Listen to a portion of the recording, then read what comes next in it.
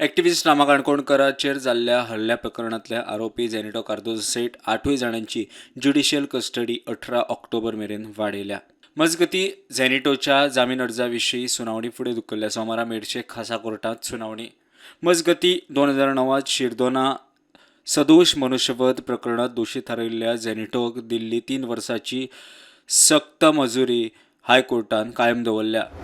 The High Court has dismissed an appeal filed by convict Genito Cardozo in 2009 Sridhar Beach case, in which two persons, namely Santosh Kalel, resident of Juari Nagar, and Johnny Fernandez, resident of Santa Cruz, were killed after a fight with Genito Cardozo and his associates. Dismissing the appeal, the High Court has directed convict Genito Cardozo to surrender before the Sessions Court on 10th November.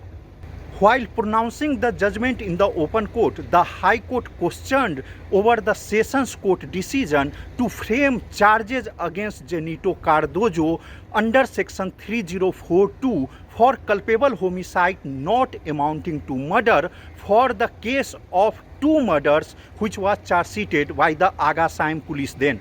The High Court expressed the view that time the charges should have been framed under 302 for the murders if court feels, after going through all the evidences and hearing the deposition of all the witnesses, if trial court would have felt that it is case of culpable homicide, then it should have been delivered the case. But even charging the frame for culpable homicide, High Court feels that it was wrong on the part of the trial judge. In this fight, Genito Cardozo was also critically injured, and for that Prasad Kubal and Sachin Padgaonkar were convicted for attempting to murder Genito Cardozo, and the trial court had sentenced them to undergo imprisonment for 4 years, which they had also filed appeal here before the High Court in the connected matter. The High Court today has also dismissed the appeal of Prasad Kubal and Sachin Padgaonkar